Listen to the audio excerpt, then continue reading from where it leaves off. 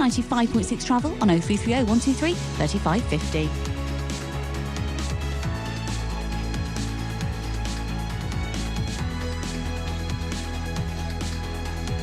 On FM, Freeview, digital radio, and online. your voice in the West Midlands. BBC WM 95.6.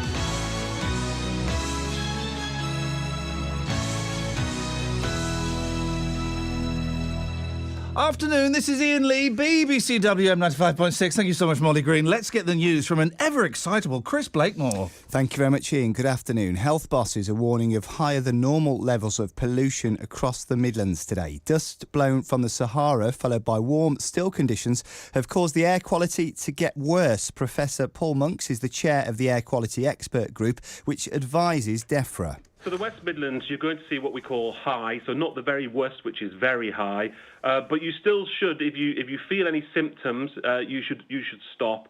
And if you are an asthma sufferer, you should use your inhaler and use it more under those sort of situations. The chief executive of Dudley Zoo has retired following an investigation into his conduct. Peter Suddock had been chief executive at the zoo for more than 20 years. Last month he was suspended on full pay pending an inquiry which the zoo said in a statement could result in disciplinary action. Mr Suddock is credited with turning round the fortunes of the zoo in the last 2 decades. A 73-year-old man has been arrested on suspicion of murder after the body of a 95-year-old woman was discovered at her home in Staffordshire last night. Police in Stoke-on-Trent say they are not looking for anyone else in connection with the death.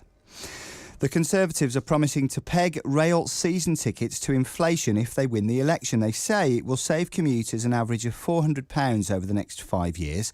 The Transport Secretary, Patrick McLaughlin, explained which fares would be limited. That's season tickets, day return tickets. They are the regulated fares. That's what we're talking about capping. We've capped them for the last 2 years. We're also seeing growth on our railways too. On some of the railway lines, we're seeing 6% growth. We're investing records amounts. So it is possible for us to be able to say over the next 5 years we will stick to an increase of RPI.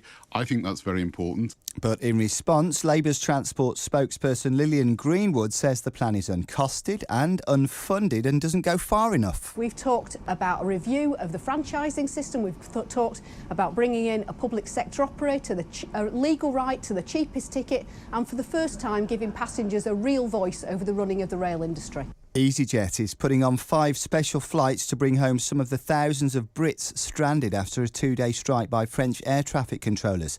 A spokesperson says school children are being given priority. And tributes are being paid to the Australian cricket legend Richie Benaud, who's died at the age of 84. The former Australia captain retired from the sport in 1964 and became one of the world's best-known cricket commentators. The Australian Prime Minister, Tony Abbott, has described him as the accompaniment to an Australian summer. The former England cricketer Ryan Sidebottom says Benaud was an icon. That infectious voice, the way he portrayed himself. Yeah, England fans and everyone around the world absolutely loved listening to him. You know, spoke a lot of sense, a great character, and yeah, English fans will also miss him greatly. You know, what a wonderful man. And the weather, dry and warm today, breezy too, with highs of 20 Celsius, 68 Fahrenheit. Cloudy tonight with some rain overnight and lows of 5 Celsius, 41 Fahrenheit. That rain will clear by tomorrow morning. Saturday will be dry with sunny spells with highs cooler of 12 Celsius, 54 Fahrenheit. Sunday likely to be more unsettled and breezy with the chance of some rain. And that's your news for the West Midlands. It's just coming up to 4 minutes past 2. I am Chris, I'm so sorry. It's all right. I crashed what we disc jockeys call the vocals, your vocals, crashed them. How are you feeling? Feeling very well. Yeah, you're looking very relaxed. I got to say, you are getting better and better. Just when I think you've peaked, you go up a few more steps up the mountain. That was a blinding bulletin. Do you think? Have I got you for the rest of the afternoon? No, you haven't, unfortunately. Oh. The professional's in next. Rob Mayer. I'll say nothing. You're my favourite, Chris. You'll always be my favourite. Friday afternoons with Iain Lee. On BBC WM 95.6. Your voice in the West Midlands. Do you know what? I've got lots to say, but I just want to hear this song. It's the kind of weather for this song, isn't it? Isn't it? I'll tell you what's coming up in a bit. Good day, sunshine. Good day, sunshine. Good day, sunshine. I need to laugh. And when the sun is out, I've got something I can laugh about. I feel good in a special way. I'm in love and it's a sunny day. Good day, sunshine. Good day, sunshine. Good day, sunshine. We take a walk, the sun is shining down, burns my feet as they touch the ground.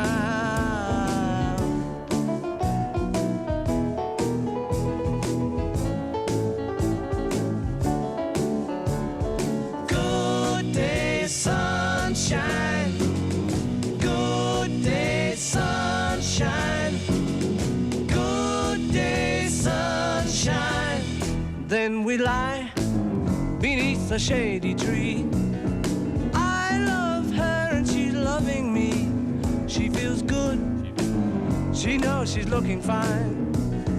I'm so proud to know that she is mine. Good day, sunshine. Good day, sunshine. Good day, sunshine. Good day, sunshine. Good day, sunshine. Good day, Come on, Beatles, come on. Good day, sunshine. Flippin' love the Beatles.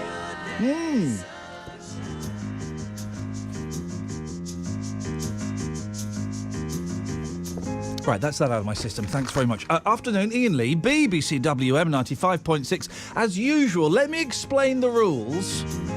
I will sit here, I have a list of bits and pieces that I kind of want to talk about. You can call in at any point about anything you want, light or indeed heavy. 03453 009956. 03453 009956. Got it? Okay, good. I guess the first thing, hats off to Barry Manilow. Genuinely, it was... I was so pleased to read yesterday in one of the papers that Barry Manilow got married a year ago to a fella. He's gay, who would have thought it? Well, it turns out loads of his fans wouldn't have thought it. Come on. I just wish more elderly male pop stars would go, do you know what, it's 2015, who gives a stuff? Yeah, I'm gay as well. It's brilliant. He's married... Now, there are a couple of aspects on this. Firstly, he's called Barry, as you know, Barry Manilow. He's married a bloke called Gary. Now, I'm always happy to celebrate rhyming couples. 81333, start your text WM. Rhyming couples, please. Over the years, there have been whispers that Barry Manilow wasn't quite the ladies' man his legions of female fans believed he was. Oh, come on. Come on. Really?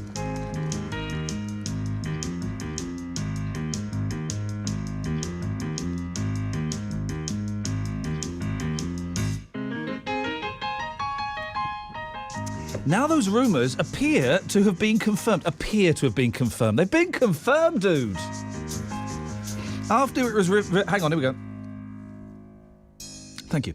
After it was revealed the 71-year-old man has married a man, and his devotees, known as Fanilows, are inconsolable. Come on. Right, OK. Let's talk honestly, shall we? You all knew he was gay, right? That was obvious, yeah? That was really... He's one of the campest... It's like when Liberace died. People didn't know that Liberace was gay. Can you believe that? People didn't know. Big shock. And people still won't believe... You all knew he was gay, right? That was obvious, wasn't it? And I can understand... I think it's sad that he kind of didn't... I can understand why. You're a pop star in the 70s. You're singing songs. Your audience is primarily women. It was a different world back then. Of course it was a different world. The star, whose hits include Mandy, Copacabana and Can't Smile Without You, tied the knot with his longtime manager, Gary Keefe, 66, in a secret ceremony last year. Barry and Gary. Oh, it does sound a little bit chavvy, doesn't it? Oh, it's Barry and Gary. Here come Barry and Gary. All right, Barry. All right, Gary. It seems the couples, the way they did it was brilliant. There are so many little offshoots we can do here. Rhyming couples, that's a shoo-in. 03453 009956. Surprises. Ever been taken somewhere expecting something and you get something completely different? The way they did it is brilliant. It seems the couple's 50 guests were taken by surprise as much as his fans. Having only been told they'd been invited to lunch at Manilow's mansion in Palm Springs. So 50 mates we're having lunch at Barry's. All right, no. Oh, yeah, Gary's going to be there, yeah. Flipping it, they're getting married. Barry and Gary marry. The couple exchanged rings, but there was reportedly no paperwork to formalise the marriage for fear that the details would leak. Isn't that sad? For fear that the details would leak. Well, that was sad. Insiders said Manilow had been intensely secretive about the wedding because he was scared of the fans' adverse reaction on learning he is gay. Indeed, the reception on social media yesterday was predictable. One Twitter user sympathised, writing, taking a minute's silence for Barry Manilow's female fans. A fan wrote, Barry Manilow, gutted. Gutted. I am gutted. Well, I mean, I shouldn't laugh, really. It's cruel to laugh. While another Twitter user said, my mum can't stop crying about Barry. Oh, dear. One fan commenting on Manilow's official website remained in a state of denial, writing, Barry would not marry a man, and that is definite. He loves ladies. Come on, guys, it was obvious. Surely we should all be raising a glass to the fact that he has done this. He's felt confident enough to do this. This is a wonderful thing, isn't it?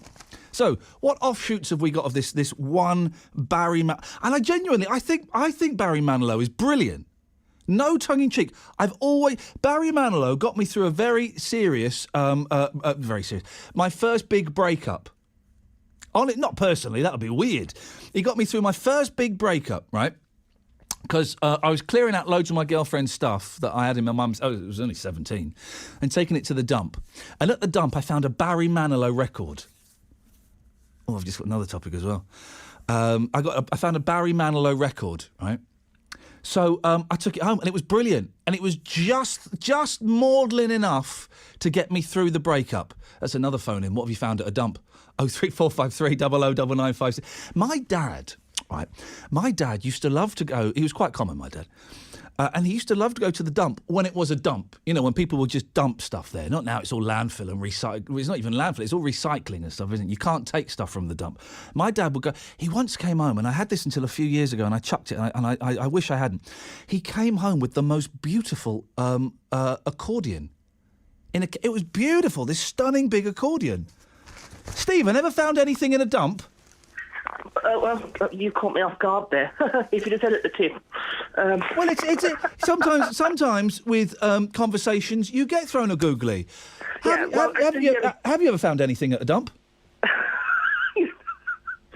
At the refuse recycling centres, Ian, in Birmingham, we're not allowed to take anything away. It's forbidden. I know. Isn't that outrageous? You go there and you see like an old VHS recorder, or I'm a sucker. If I see an old VHS recorder, I can't walk past it. I've got to. Oh God, there's a letter from someone. That's going to be nuts.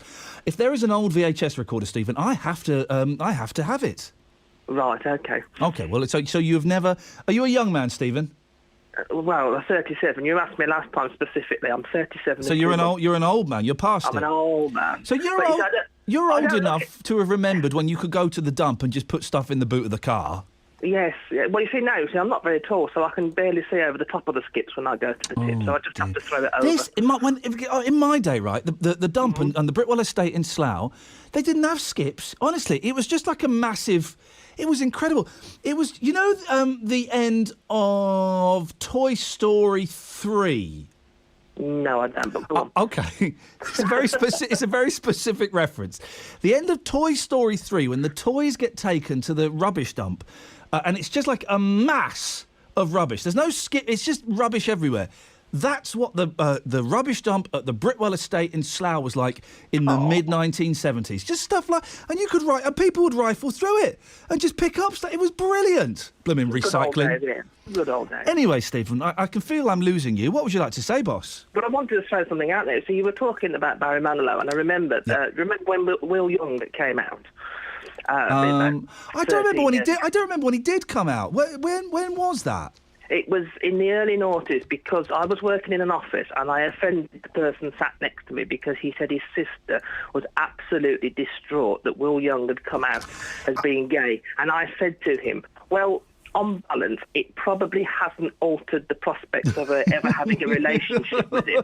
Can she not pretend? And that's the thing, isn't it? All these women that cry when a pop star comes out, and boy, oh boy, aren't there... I don't want to break your hearts, ladies. There are loads out there that are pretending. There are all these women that cry and get upset. It's such a shame. It's such a waste. He was going to be mine. He was never, ever good. Even if he was as heterosexual as anything, he was never going to look at you. Exactly. But the thing I wanted to throw out there was, and this is something that I find quite offensive, it's the wedding poems in the invitations when you know that they want money in lieu of a toaster. What? Why do people do that? Because as soon as you start a poem, you just know that the bottom verse is going to be all about giving them money. And that's all there is. I haven't been to a wedding for quite some time. I'm bored of it. I went through a thing of sort of in my late 20s, my friends started getting married, and I thought, this is nice and grown up. And I've been married. I can't be bothered with weddings anymore. Boring. I do like a boogie. I like having a little boogie at the end of the night, and it's good if kids are there. I tell you what's good. I've been to weddings where I'm old enough now where most of my friends have got, or a lot of my friends have got kids, right? And so people have weddings and they say in the invitation, no kids allowed. Yeah. I beg your pardon. No kids. You're celebrating the magic of union, the circle of life. And you don't... A wedding is not a wedding unless you've got a 7-year-old boy doing skids on his knees in front of the disco. That's what makes a wedding. Well, I've only been to one in recent years. That was my very, very, very best friend when she got married, and I didn't see much of her on the day. I was sat at the corner of the table of us, just people watching. Were you there on your own? No, there were 4 of us. I made sure I was not on my own. OK, because that's the worst thing when you get put on a table with a bunch of losers. Jeez, you think, you judge as well, don't you? You judge how important you are to the person who's getting married by who you get put on the table with. Because if you get put on, the bloke that fitted the car stereo 5 years ago, you're not very high on the friends list. Well, this was at a social club, and it was pretty much just find a table and sit down. So we sat so a bit common then, right? Okay. Well, you say a bit common, Ian. You're more tolerant of it than I was. It wasn't that posh. And so we sat up a corner, and days later I spoke to my friend on the phone, and I said, who were those 2 girls that turned up late in the evening? And she said, which ones? And I said, well, to be fair, you couldn't say they'd not made an effort. I said, they looked like they stepped out the back of a Beryl Cook calendar. And she said, who's Beryl Cook? Oh, come on, Stephen, listen, if I weren't married and, things were different, I'd be, I think we're flirting, aren't we, Stephen? Well, you said that last time. I'm not specifically. Are you sure? I think I am. Because I'm very attached to Ian, so it probably would never work. We're back to Barry Manilow again. Let's talk in 6 months and see where we are, because I'm digging the Beryl Cook reference. So I said to her, they look like they stepped off the back of a Beryl Cook calendar. And she said, who's Beryl Cook? And I said, you'll have to Google it. Anyway, there was a laugh down the telephone sometime after. They said, what's going to you? She said, let's Google Beryl Cook. And I know which girl you're referring to. They were, as I say, you couldn't say they'd not made the effort. Yes. It would have taken a long time to get into the outfits.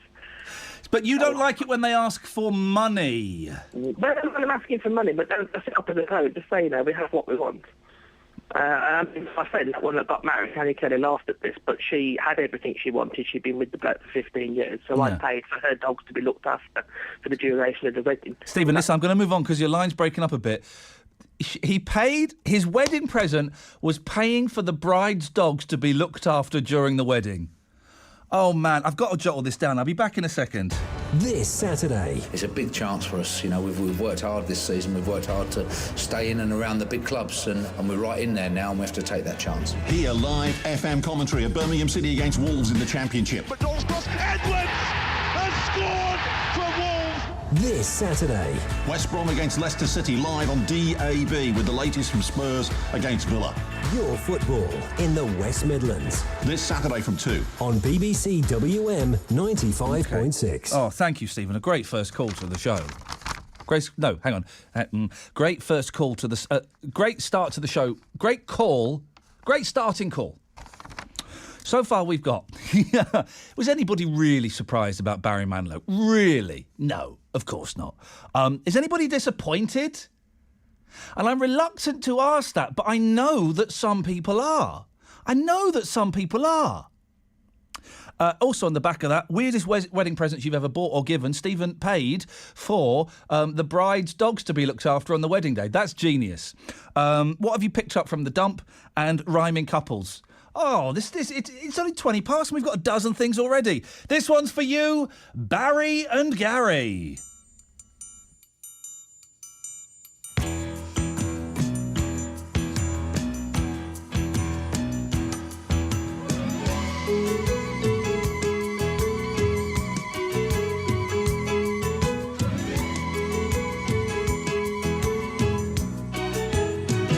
Decide to get away and have some fun. Book a room and catch a flight for 2 weeks in the sun. She says Hawaii's too expensive. I say Barbados isn't bad. She says I'd love to see Bermuda. And I say, woman, are you mad? Bermuda Triangle, it makes people disappear. Bermuda Triangle, don't go too near, but she doesn't see my angle, and she thinks I'm being dumb. So Bermuda Triangle, here we come.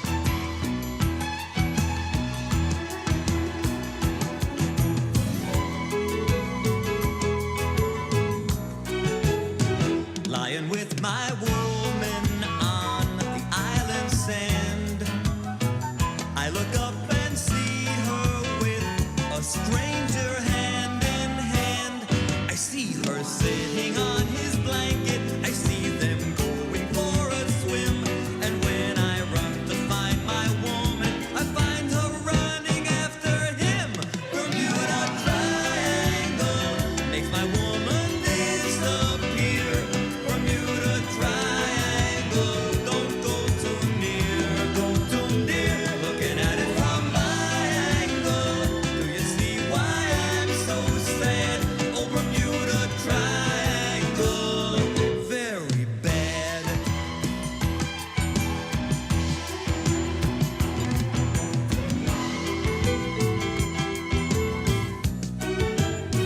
Lying lost and lonely on the island sand, when a lovely stranger says hello and takes my hand.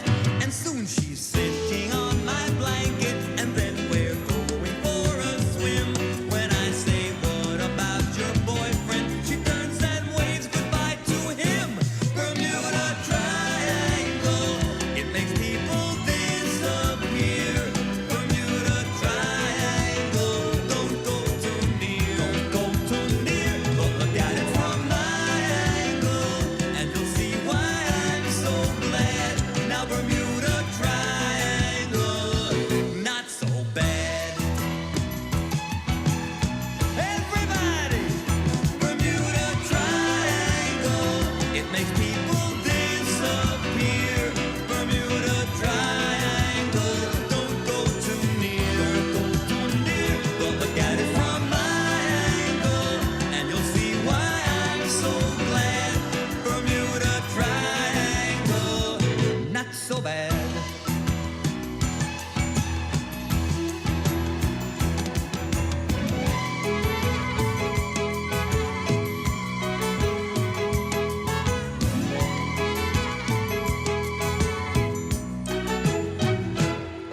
Have it.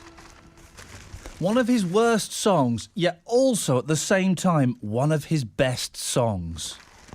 I saw, years ago, what's his name, Rick Mail live. I was 11 years old. I saw the Young Ones live, and Rick Mail came out as Kevin Turvey. And the first 5 minutes of his act was him basically singing Bermuda Triangle, but just singing the words Bermuda Triangle. 03453 009956, Barry Manilow. Let's celebrate the magic that he has finally got married, so a gentleman, he has come out. Well done, him. You're not surprised, are you? You're not disappointed like these people in the paper. My mum can't stop crying, tweeted someone. 03453 009956. On the back of that, weirdest, best, worst wedding presents. What have you picked up from the dump? And couples what rhyme? It's Barry and Gary. It's Barry and Gary, ladies and gentlemen.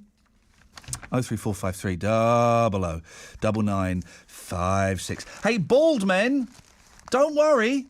There's a cure. There's never a cure. There's not a cure. Hey, I saw a fella the other day.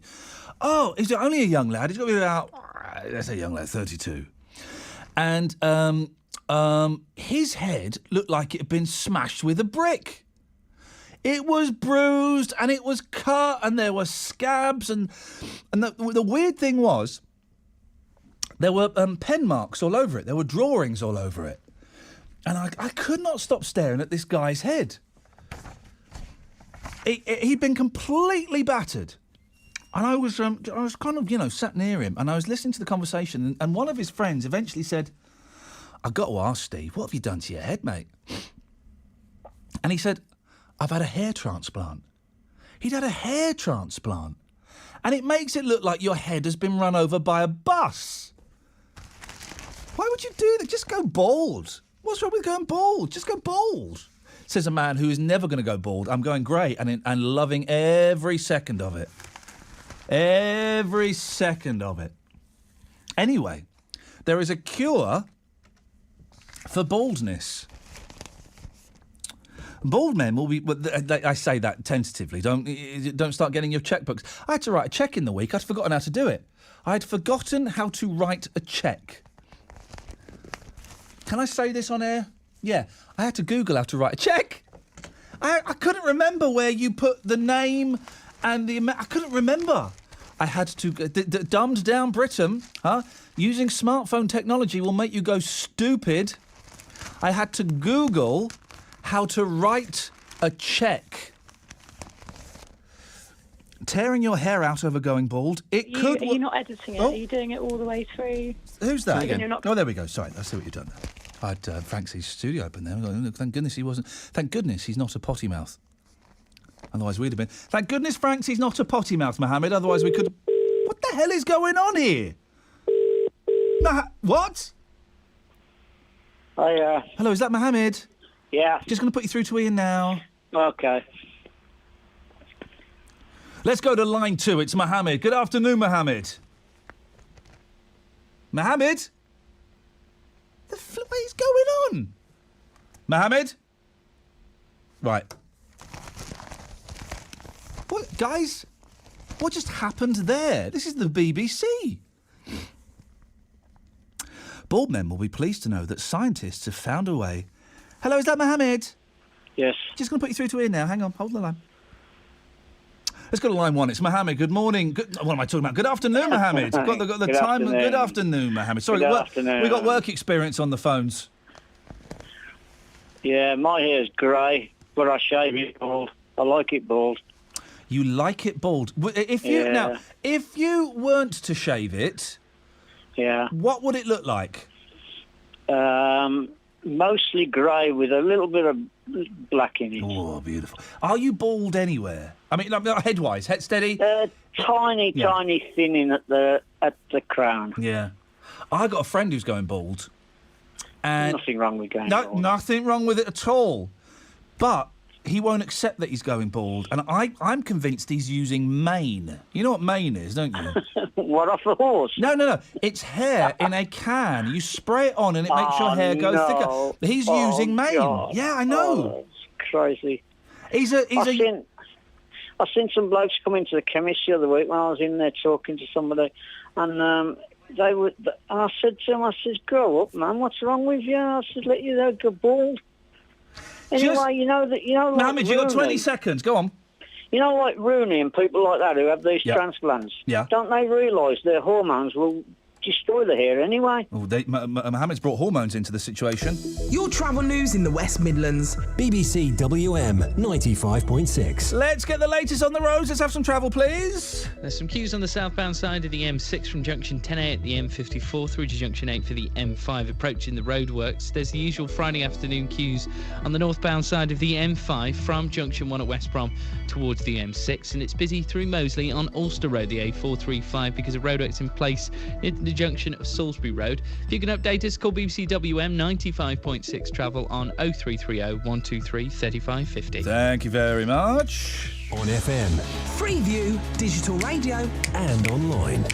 Your voice in the West Midlands. BBC WM 95.6.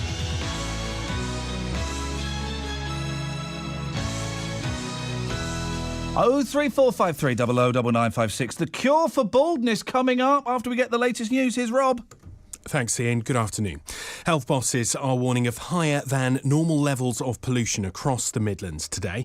Dust blown from the Sahara, followed by warm, still conditions, have caused the air quality to worsen. The Director of Public Health in Birmingham says people with asthma or heart conditions should take extra care. The Conservatives are promising to link rail season ticket prices to inflation if they win the election. They say it will save commuters on average of £400 over the next 5 years. Labour say the plan is uncosted, unfunded and doesn't go far enough. The chief executive of Dudley Zoo has retired following an investigation into his conduct.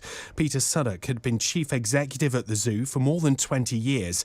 Last month, he was suspended on full pay pending an inquiry, which the zoo said in a statement could result in disciplinary action.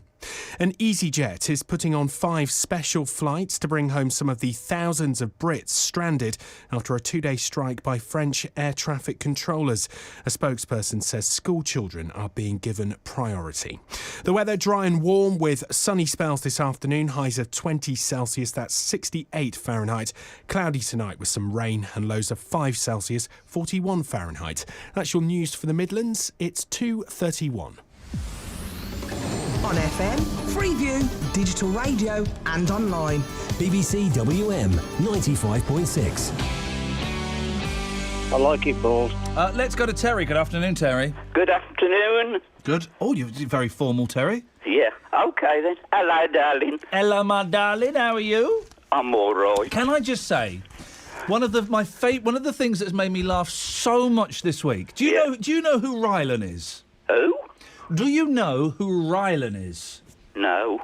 Rylan Clark, I sort of know him a bit. I presented some Big Brother stuff with him. He was kind of a bit of a failure on the X Factor, but the nation took him to his heart. He's a young lad and he's wonderful, right? Yeah. Now, you know this story. Where is it? Let me get my papers. I think it's the front page of the Mirror. Right. Massive oil reserves have been discovered in the countryside around Gatwick Airport. Right? You heard this story? Oh, yeah, that's a good thing if it's true, isn't it? Is it a good thing? Yeah. Why? Well, we won't have to rely on other people so much. In your face, Putin. That'll learn you. Right, so, for those who don't know the story, it goes a little bit like this, right? The find revealed yesterday could be worth around £450 billion. Prospectors, UK Oil and Gas, hailed the possible 100 billion barrel find as a very significant discovery. Rylan tweeted yesterday, what are you doing, Terry? I'm listening to you. Leave it alone. Without trying to sound stupid, how do you just find 100 billion barrels of oil casually under the ground? How did they get there? They had a big, what's the name? One of them sticks and found it with a stick. They found 100 billion barrels buried beneath the ground. Terry, are you bald? Yes, a bald patch, yes. On your head, yeah? Yeah. Okay, that's good. Don't bother me. I suppose younger men, if I went bald, right? Yeah. I would look silly because I got a lot. Sorry, did you just cut the cheese? What happened there? So noisy. Yeah. Did you? Bald-headed men are sexy anyway. If I went bald, I've got a long, thin, angular head, okay, like Angela Merkel. And if I went bald, I would look stupid, right? But if you got a nice, round, chubby face, like Wayne Rooney, then you're designed to be bald. Aren't you? Well, I suppose so, yeah. They found a cure for baldness. Oh, I'll believe that when I see it. Well, you see it. Yeah. Well, you know that thing, if you pluck out a grey hair, 2 more grow back? Yeah. Is that? Yeah. Bald men will be pleased to know that scientists have found a way of making hair regrow. Oh. They may be less delighted, however, to hear that it involves tearing out their remaining hair. US researchers have shown that when they pluck out 200 hairs, up to 6 times as many grow back. You do the math. How can they pluck a hair when there isn't any there?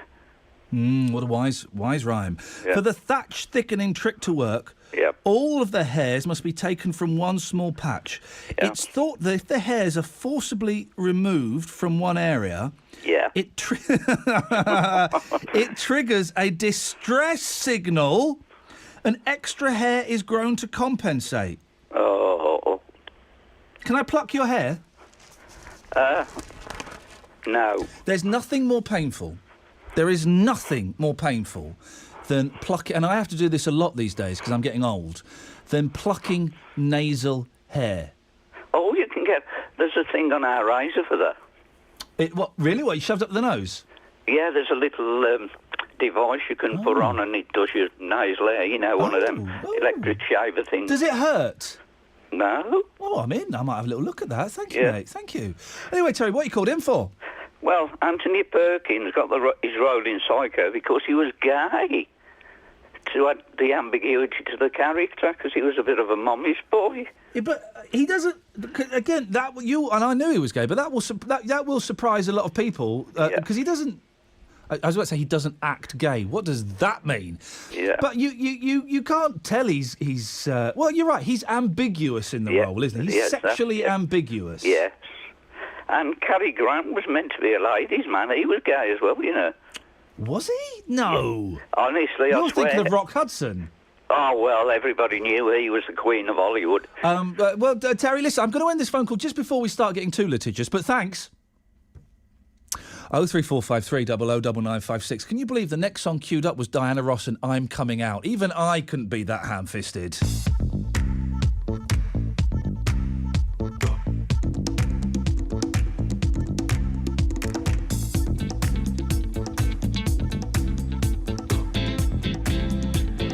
Into the disco scene.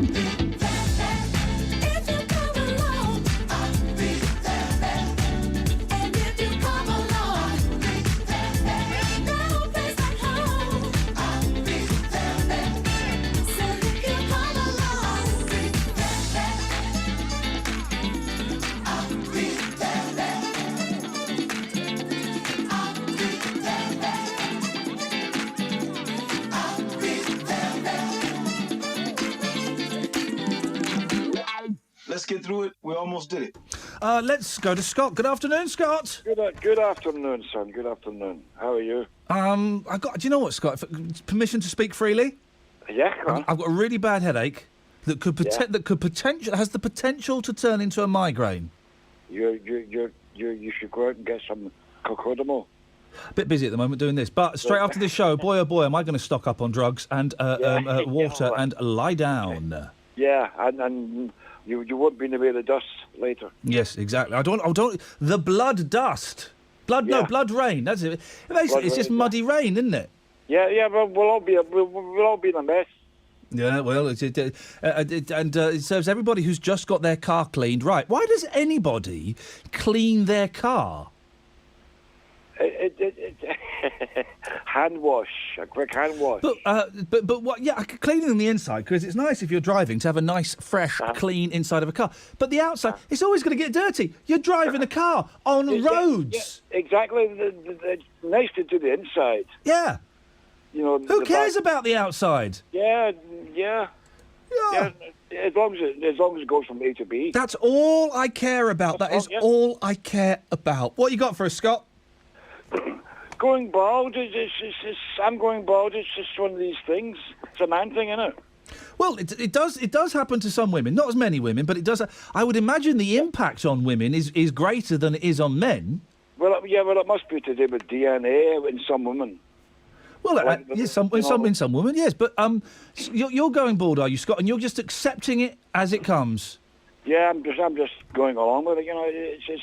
I mean, in women it must be their hormones or something. But some women, you know, but a woman, it's terrible for a woman to go bald. But there you are. It's one of these things. Why do some people still persist? I mean, there's so many different things. There's the comb forward. There's mane, which is hair in a can, which my friend is. I'm convinced my friend is using.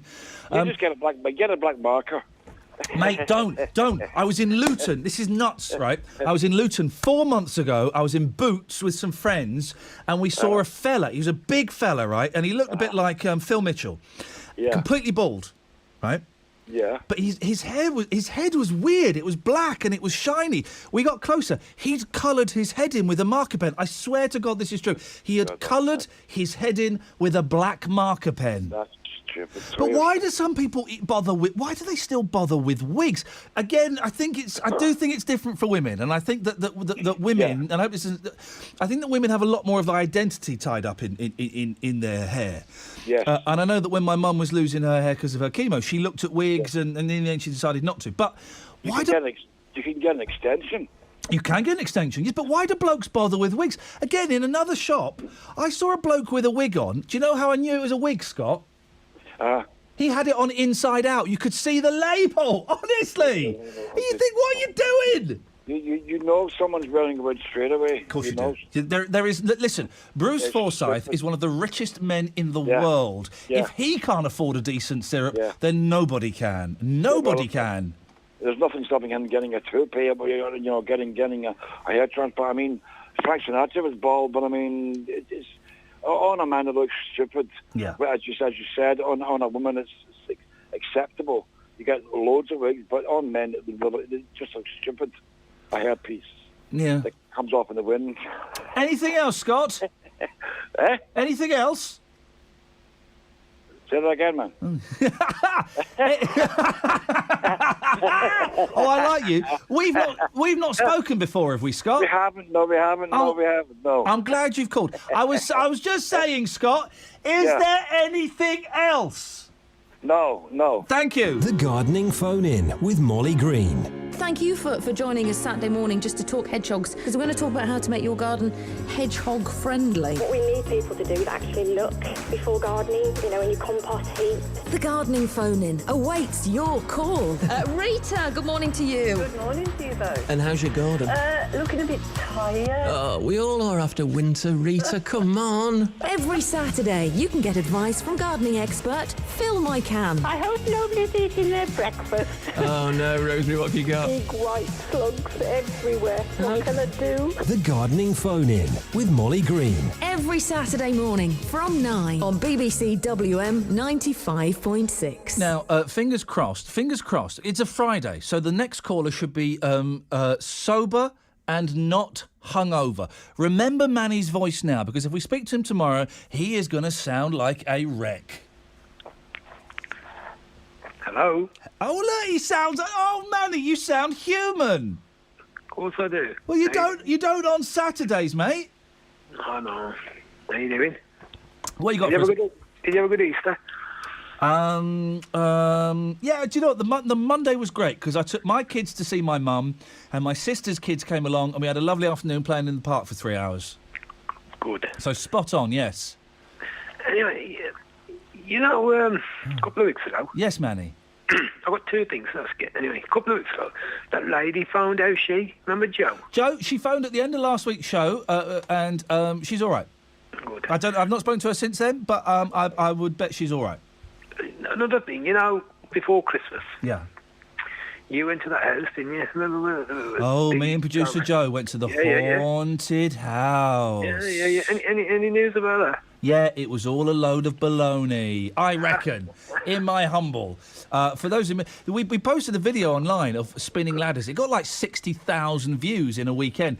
I don't believe... It didn't convince me, Manny. I got sucked into the excitement of it a little bit. But I don't believe in ghosts, Manny. Do you know why? Why? Because they don't exist. I know. They don't. I would love it if ghosts exist. But, of course... They don't exist. It's when people have had too many and see things. Well, it's for people who've had too many. It's for people who want to believe because there's something lacking in their life, and for fruitcakes. Yep.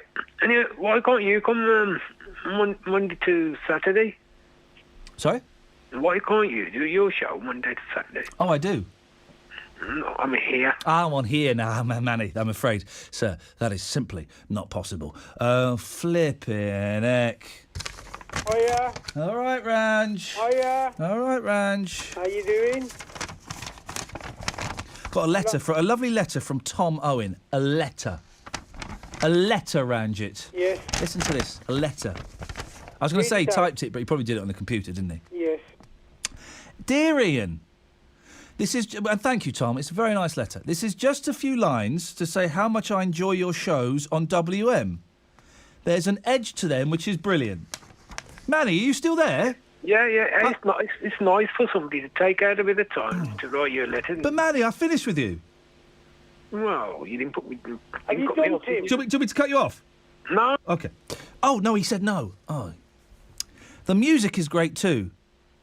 I also like the humorous contretemps with Ranjit.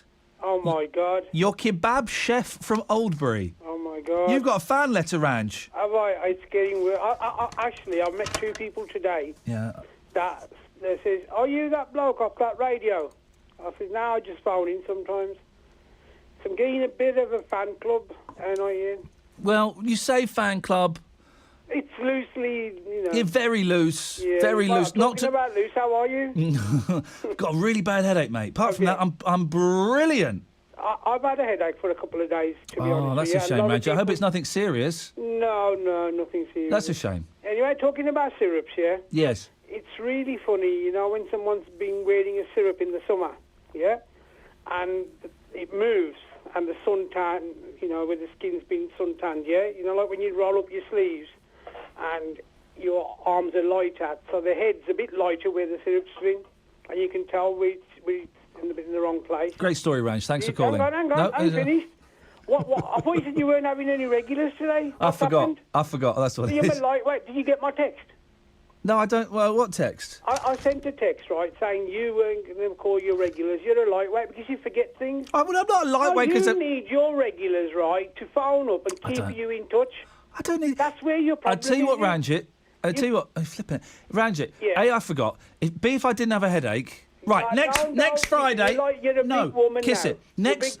You're a big girl's blouse. You're a Kiss big it. girl's blouse. You're according to your headache, yeah? Yeah, I You got know a that headache. joke about, It could be something serious. Do you know that joke about the bloke goes up to his missus, here we his go. 20 paracetamols, and she says, I haven't got a headache. What's the catchphrase? What's the punchline? Do you know? In that case, we're going to go to bed and have That's it. sex. Yeah, okay. Great joke, Anyway, Ranger. you know when that bloke was on the phone earlier? I don't know and he what said you're he just hand-washed rambling his now, car. you lunatic. He said he hand-washed his car. Yeah. Well, there's a punchline to a joke, which the bloke says, I've hand-washed. Oh, for goodness sakes, Ranger, I bet it's filth. 03453 009956. Marky Mark, next Friday, no regular callers, okay? Let's just hope there's a lot in the papers, because it could be tough. 03453 009956. Oh, there's a good story about a tattoo. No, I don't know where I'm going, but I sure know where I've been. Hanging on the promises and songs of yesterday, and I've made up my mind. I ain't wasting no more time, though I keep searching for an answer. I never seem to find what I'm looking for. Lord, I pray you give me strength to carry on, 'cause I know all it means to walk along the lonely street of dreams. And here I go again on my own, going down the only road I've ever known. Like a drifter, I was born to walk alone. I've made up my mind. I ain't wasting no more time. I'm just another heart in need of rescue, waiting on love's sweet charity. I'm gonna hold on for the rest of my days, 'cause I know what it means to walk along the lonely street of dreams. And here I go again on my own, going down the only road I've ever known. Like a drifter, I was born to walk alone. And I've made up my mind. I ain't wasting no more time, but here I go again. Here I go again. Here I go again. Oh, baby.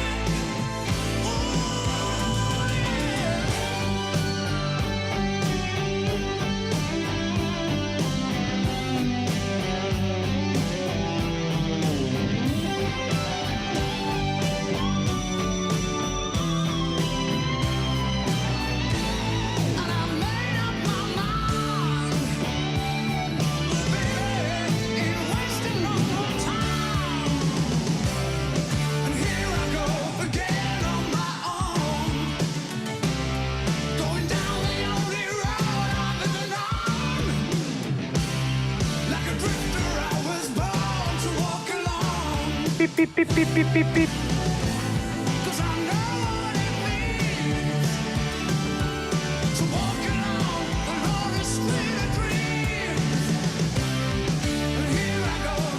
Afternoon.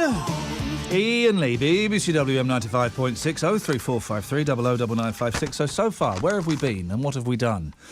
Celebrating the magic of Barry Manilow getting married. No one's really disappointed. No one's disappointed, are they? Or upset or shocked? No. Won't believe that for a second. The weirdest wedding presents, or the worst, we had Stephen calling him, and his wedding present to a young lady was he paid for her dogs to be looked after on the day of their wedding. 03453 009956. Rhyming couples, and what's the best thing you've ever picked up from the dump? Iain, my name is Kat, my partner is Matt. Perfect. Now, this isn't quite rhyming couples, but my Aunt Valerie married a Mr. John Gallery. Thank you very much indeed. Valerie Gallery. Bald men. If you're a bloke going... Can we get anybody to phone in and say, do you know what? Yes, I do, or I have at some point in my life worn a syrup fig. Why would you wear a wig? There are no such things as good wigs. They just don't happen. Another thing that there is no such thing as a good version of, tattoos. And every week there's a tattoo story. Every week there's some idiot with a tattoo, and I hate tattoos. I just think they look absolutely awful. This one in particular. And see if you can spot the words that are only used in newspapers. Sozzled. Ding! Josh Darnborough passed out at a party and woke with a tattoo on his back saying, "If I'm found face down, call an ambulance." Pal. Ding! Rob Gaskell inked the words in revenge. These two sound flippin' horrible, don't they? After Josh made a bad job of a tattoo on his leg 2 years ago. But the support workers, who are they supporting? I'll speak to him after the news, Marky Mark, thank you. The support workers, these are supposedly people in positions of support. I don't know what a support worker is, actually. I've literally got no idea. It sounds important. But the support workers, both 24, say they're still mates. Rob of Mossley, Greater Manchester. Well, I mean, doesn't it really? Doesn't it really? It just says so much. So much. Used a DIY tattoo kit, or a DIY tattoo kit, for the New Year's Eve prank. Why are we only just finding about this now? Where are we now? It's got to be like nearly March, April. A DIY tattoo kit. Why? I mean, OK, yeah, sure, go and buy one. But why would anyone go, "Oh, you got a DIY tattoo kit. Do you want to practice on me? Can I practice my tattooing skills on you?" But no. It'll only be 20 quid. Oh, in that case, yeah. I tell you what, why don't you have a few beers before you do it? That way we're bound to get the best results. There was a thing when I was at school for girls to tattoo themselves using compasses.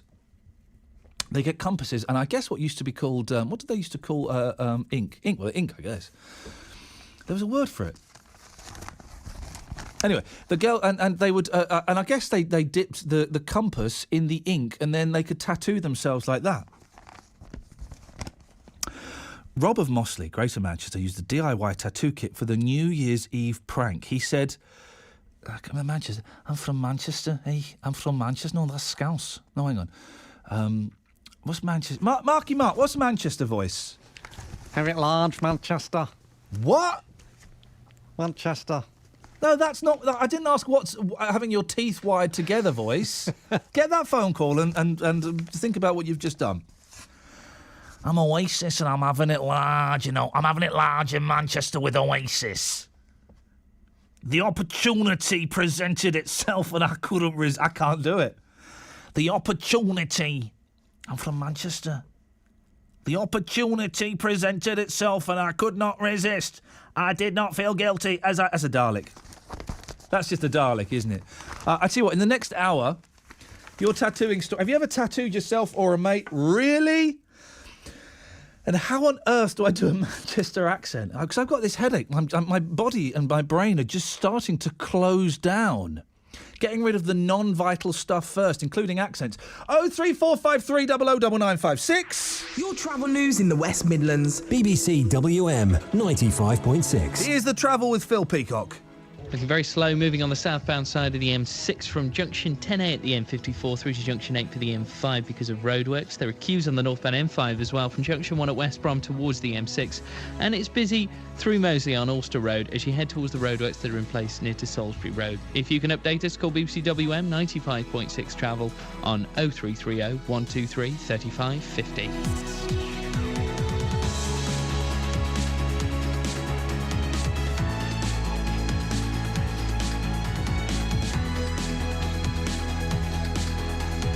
On FM, Freeview Digital Radio, and online.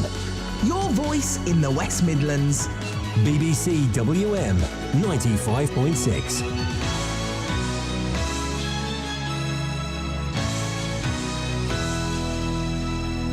Tattooing, baldness and all kinds of nonsense. All coming up after the news with Rob. Good afternoon. Health bosses are warning of higher than normal levels of pollution across the Midlands this afternoon, meaning people should avoid strenuous activity. Dust blown from the Sahara, followed by warm, still conditions, have caused the air quality to worsen. Professor Paul Monks is chair of the Air Quality Expert Group, who advised the government department DEFRA. He's got this advice for people with conditions like asthma and heart problems. If you do feel any symptoms, you just feel kind of runny nose, sore eyes or a sore throat, then just stop, yourself, particularly if you're a child or an older person. Scotland Yard say police were alerted to an alarm at the scene of the Hatton Gardens safety deposit raid over Easter. In a statement, they say their Central Communications Command received an alert just after midnight on Good Friday by an alarm monitoring company, but it was decided no police response was needed. The thieves disabled a lift shaft and used power tools to break into 70 safe deposit boxes and take precious items thought to be worth millions of pounds. The Conservatives are promising to link rail season ticket prices to inflation if they win the election. They say that will save commuters an average of £400 over the next 5 years. The Transport Secretary Patrick McLaughlin explained which fares would be limited. That's season tickets, day return tickets. They are the regulated fares. That's what we're talking about capping. We've capped them for the last 2 years. We're also seeing growth on our railways too. On some of the railway lines, we're seeing 6% growth. We're investing records amounts, so it is possible for us to be able to say over the next 5 years we will stick to an increase of RPI. I think that's very important. But Labour's transport spokesperson Lillian Greenwood says the plan is uncosted and unfunded and doesn't go far enough. We've talked about a review of the franchising system. We've talked about bringing in a public sector operator, a legal right to the cheapest ticket, and for the first time giving passengers a real voice over the running of the rail industry. The chief executive of Dudley Zoo has retired following an investigation into his conduct. Peter Suddock was suspended on full pay last month, pending the inquiry, which the zoo said in a statement could result in disciplinary action being taken. A ward has had to be closed because of the norovirus outbreak at Walsall Manor Hospital. Anyone planning to visit a relative at the hospital is being asked to stay away if they've been unwell in the previous 3 days. And the budget airline EasyJet is laying on special flights to repatriate school children stranded by the strike by French air traffic controllers. It's using larger planes to get more people back to the UK. Looking at the weather, warm with sunny spells for the rest of today, highs of 20 Celsius, 68 Fahrenheit. It will be cloudy tonight with some rain and lows of 5 Celsius, 41 Fahrenheit. And tomorrow morning and Saturday will be dry with sunny spells, slightly cooler than it has been, highs of 12 Celsius, 54 Fahrenheit. That's your news for the West Midlands. It's 3 minutes past 3. Friday afternoons with Iain Lee On BBC WM 95.6. Your voice in the West Midlands.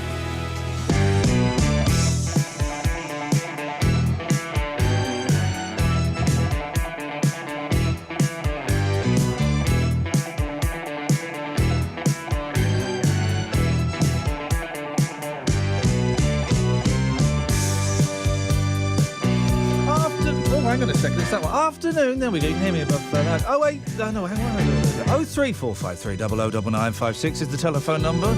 We're celebrating the magic of Manilo. Are you a fanilo?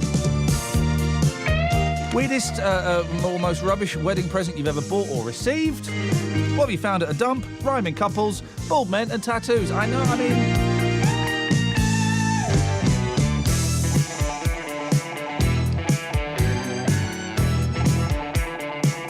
What more could you want from a radio show? 81333, start your text WM, or 03453 009956.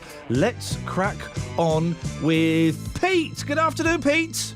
Good afternoon, Ian. Pete, what you got for us, boss? It's English thing about Indian ink. Indian ink. I was going to say Indian ink, and then I thought, no, it's Indian rubber. No, it's Indian ink. Isn't there Indian rubber as well? I don't know. Hey, here's a question. Why? Yes, I've had it done. What? You what? Had an Indian ink tattoo done. What, done at school?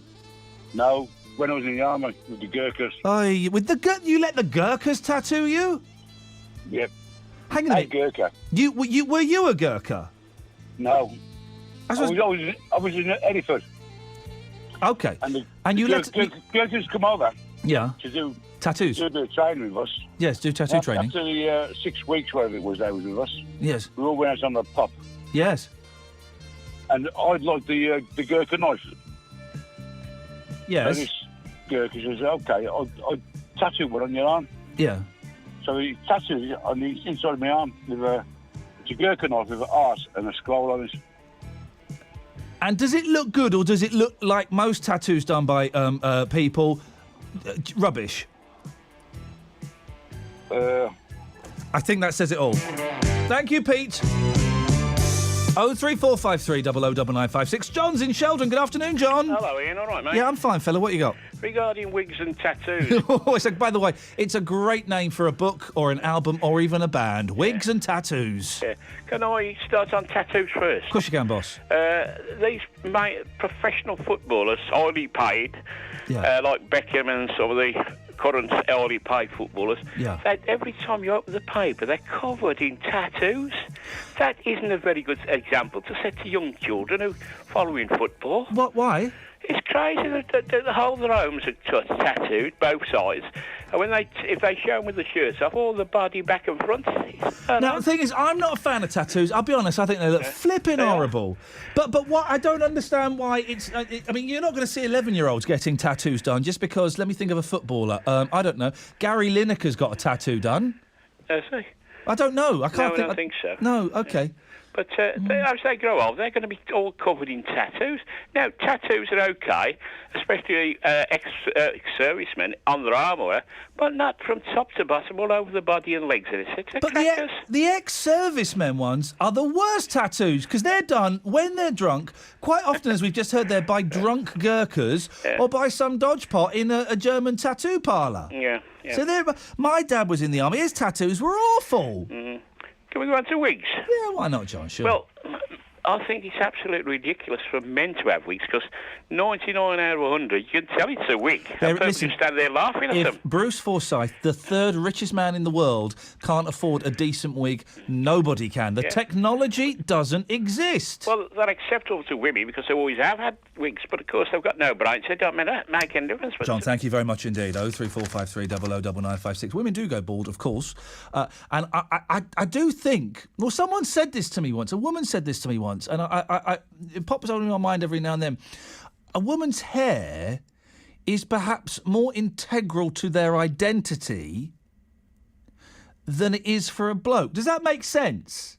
So if most blokes lose their hair, it's upsetting, I guess. I guess for some people it could be traumatic. But for a woman, it's something more, isn't it? 03453 009956.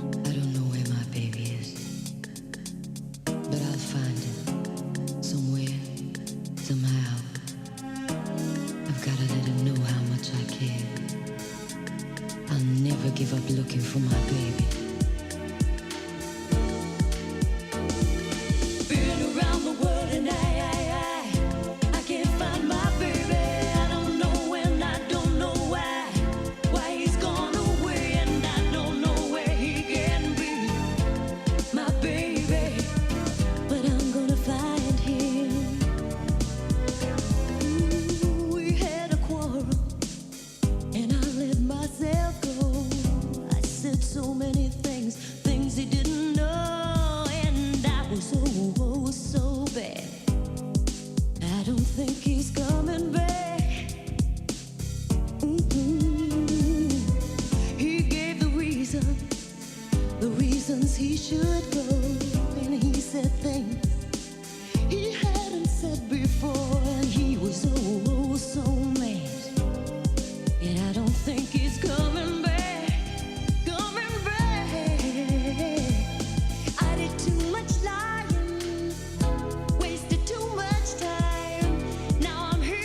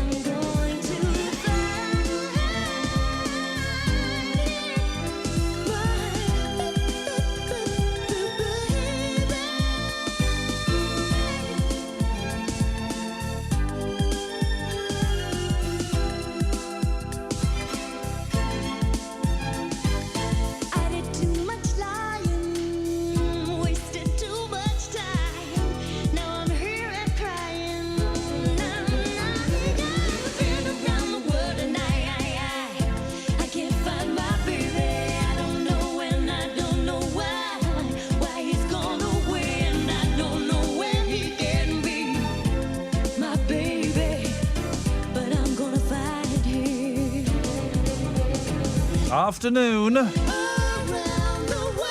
Iain Lee, BBC WM 95.6. As always, with this show and the show on Saturday morning, 10 till 12, I throw these bits and pieces out. If you want to talk about them, beautiful.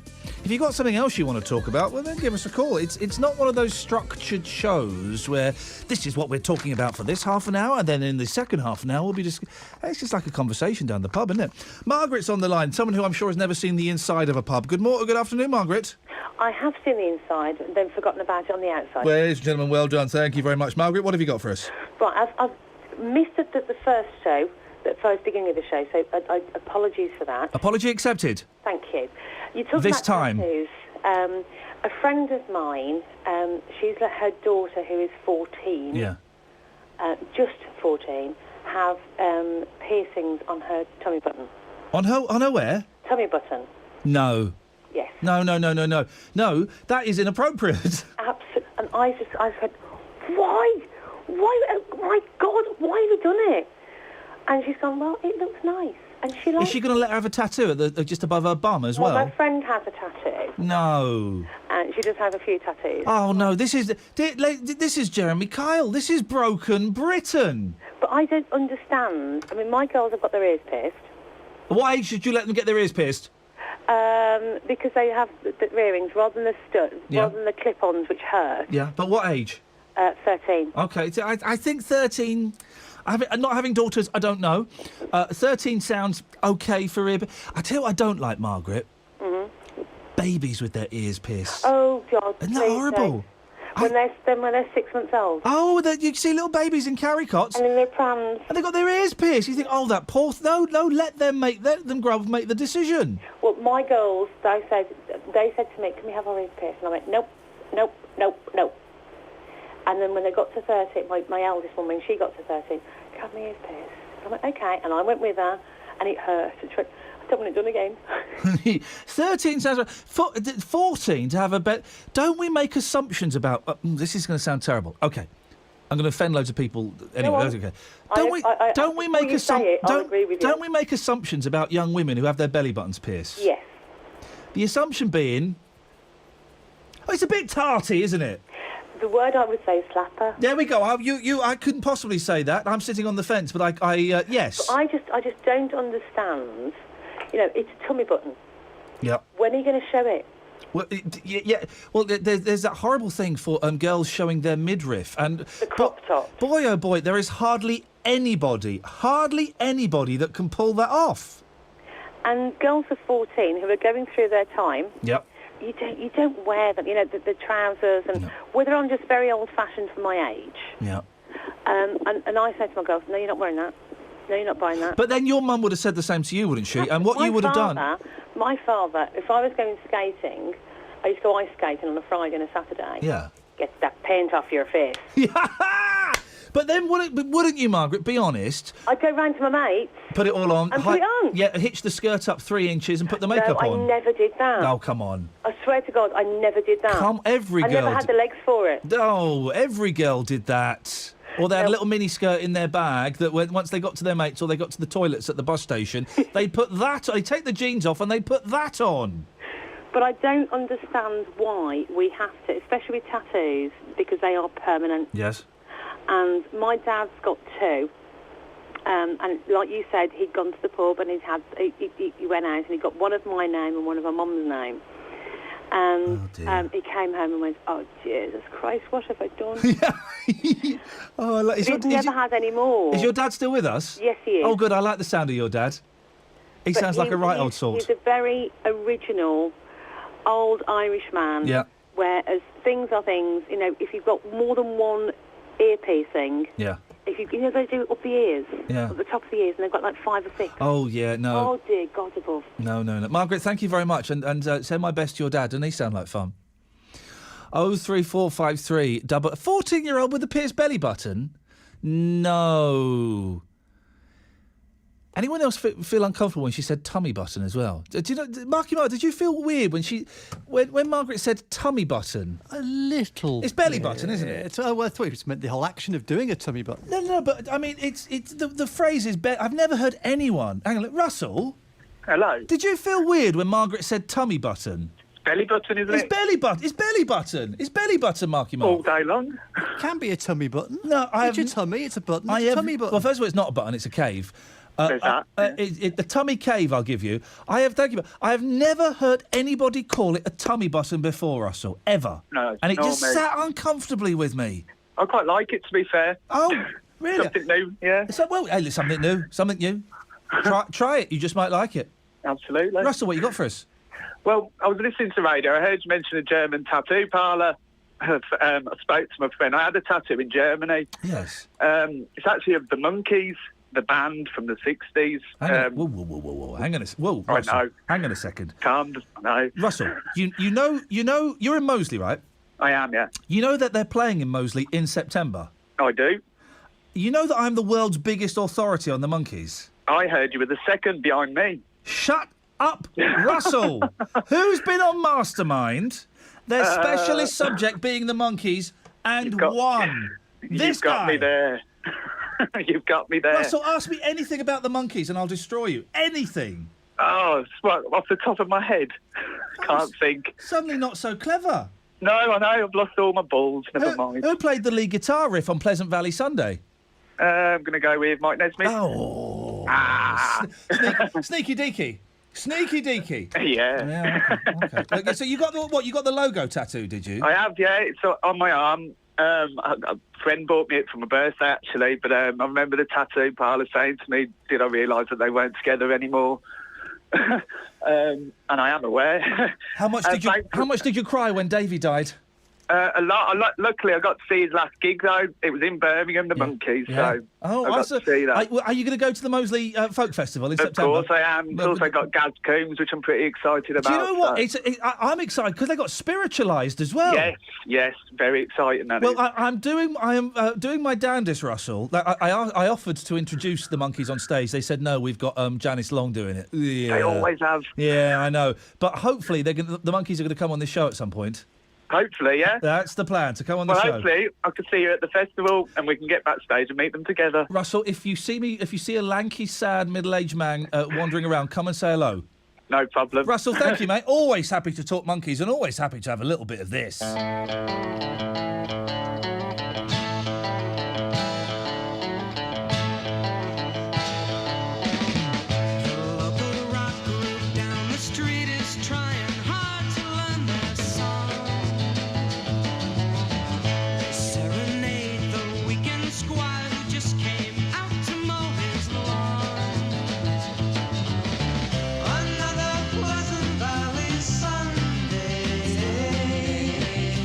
Charcoal burning everywhere.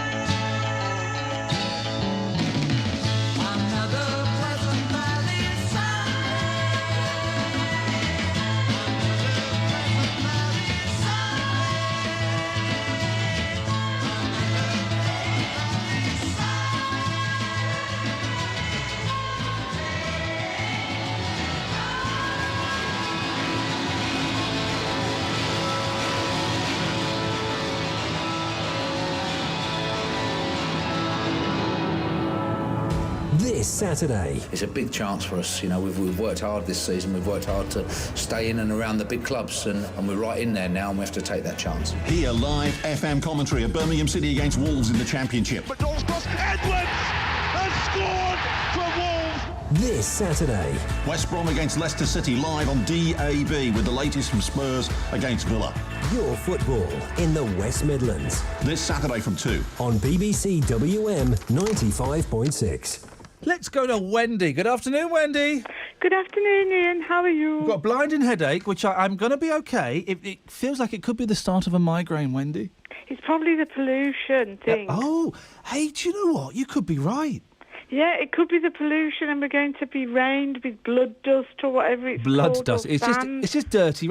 Hey, listen, by the way, can I say thank you to the government for advising us not to undertake any physical activity? I don't need that advice from the government because I'm never going to undertake physical activity, but it's great to know that it's official. Thank you, guys. Thank Yeah, you. absolutely. Now, on Yes. the subject of tummy buttons. Yes. No belly buttons. No, they're in your tummy. Yeah. They're in your tummy. Yeah. Where is your tummy? In my If you belly. Put your hand on your stomach. Right. That's just below your chest. Yes. Lower your hand. Yes, Bob. Oh, how low? No, not too far. Go up a That's bit. your tummy. In my belly. That's your tummy. In the belly. And your tummy. And how do you clean yours? What? Hang on, what are we talking about You've now? got to clean it. You've got to clean it. Have you ever noticed when, seriously, What? you have to, you know your tummy button? I know my belly button, yes. Right, let's call it that then. Thank you. Okay, let's call it your belly button. Thank you. That area of your body. Yes. Now, you need to clean the inside of it when you shower, because you'll find it's full of grit and horrid substances. Wendy, what on earth are you doing that your belly button is full of grit? Are you crawling along the M25 on your stomach? No, I'm a gardener. How's grit getting in there? Grit? No, you've got to clean it. Well, you just explore the area and then just... Oh, you've I'm got- so bored of exploring my body. I did it when I was 17 for a month, and then I had No, enough. seriously, I'm not having that. Honestly, it'll be full of dirt. Right, so if I put my finger in my belly button now, it'll be full of dirt, will it? Yep. Not Go on, a scrape sausage. it around a bit, round and round in circles. Round and round the garden like a teddy bear. One Yep. step, two step, and tickly under there. No, nothing. It's sweaty, and it stinks a Oh. bit, but there's nothing in there. There's nothing like grit. No. Well, do you keep your sandwiches in there or something? No, I don't. But I just thought I'd give you that tip. Is your belly button pierced? No. No. Well, I've never heard anyone sound so disgusted. No, and I don't like the idea of tattoos. No, it's horrible. No, I don't. I can't stand them, and I absolutely. And people keep. I know lots of people nowadays say, "Well, you don't want that when you're 80," No. so they'll put it on the back of their neck. Oh. But there was one. There was one person, didn't they, who had "Please do not resuscitate" tattooed across their chest. Oh. That's the most useful one of all. I'll tell you the thing I've seen a lot. I've seen lots of actually very attractive women, right? Yes. And they go and ruin it. They go and ruin it by having their hair tied back, and you see behind their ears they'll have musical notes. Or I saw a woman yesterday, she had her neck tattooed. No, I don't like the neck thing. Oh, it's flipping horrible. And I know, and then you have these hairdressers who have something on their ankle, Oh. and then they try to turn it into a bumblebee. Disgusting. Because it was their ex-partner or something. Yeah. It doesn't work Oh, for me. never get somebody's name tattooed on your Never, body. because you will not want to know them when you're 90. It's not gonna last. No. Wendy, thank you very much indeed. Steve's in Solihull. Good afternoon, Steve. Good afternoon, Ian. How the devil are you? I'm getting there. I'm getting there. What have you got for us? Well, I've got an issue here. Oh. And, if Adam and Eve are the first two, or were the first two people on Earth, Yeah. why have they got belly buttons? Hang on a second, Steve. If God made Adam and Eve, God didn't make Steve? No, hang on, that's not the same. Oh, it doesn't matter. Say that again. I'm just stuck. If Adam and Eve Yes. are the first, or were the first two people on Earth, why have they got belly buttons? Where's Simon calling in when you need him? Huh? I mean, very rarely have I ever said that. How do you know, Steve, they had belly buttons? I've seen pictures of them. I've been all over the place. I've seen pictures of them. And what did they look like, Adam and Eve? Well, I've seen pictures. They're white people with belly buttons. Ladies and gentlemen, thank you very much indeed. He's right. Thank you, Steve. Adam and Eve were white people with belly buttons, and Jesus was a white man. 03453 009956 is the... One of my favourite pieces of literature is... I don't think it's the Watchtower. I don't know if it's the Jehovah's Witnesses that give it. Is it? Who are the ones? Which is the religious group that gives out? It's like a pamphlet, and there aren't enough pamphlets these days. It's a pamphlet that depicts what heaven will look like, right? And it turns out heaven's going to look like quite a badly drawn cartoon with tigers strolling through it and butterflies. I hate butterflies. If there's butterflies in heaven, I'm not going. And kind of people in, sort of just sheets wandering. Who is that? The Jehovah's Witnesses that give those out? I don't know. There are so many different religious groups. 03453 009956 is the telephone number if you want to give us a call. Last 30 minutes of the show. And if you think next Friday, no regular callers. As long as I haven't got a headache, and as long as there's plenty in the papers, no regular. It's newcomers only. Next Friday. So if you're thinking, I might put it off, I might call next week. Don't wait. Call now. Tattoos, baldness, any bits and pieces. There's a phone call. Don't go. 03453 009956 is the telephone number. 81333. Start your text WM. Your travel news in the West Midlands. BBC WM 95.6. Let's get the travel. Here's Phil. There are delays on the southbound side of the M6 from around junction 10 for Walsall and Wolverhampton through to junction 8 for the M5. It's very busy on the northbound side of the M5 from junction 1 at West Brom towards the M6. The Aston Expressway heading away from Birmingham City Centre. It's also looking really slow moving from Dartmouth Circus towards the M6 at junction 6. Probably not help with the roadworks there. Not looking too bad on the M42, just looking at the sensors for either side of the carriageway. Just a little bit of stop-start traffic on the northbound side around at junction 4 for Shirley and Dorridge. If you can update us, call BBC WM 95.6 travel on 0330 123 3550. On FM. Freeview, digital radio and online. Your voice in the West Midlands. BBC WM 95.6.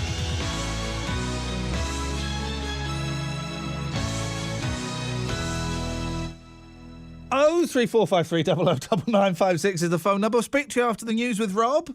Good afternoon.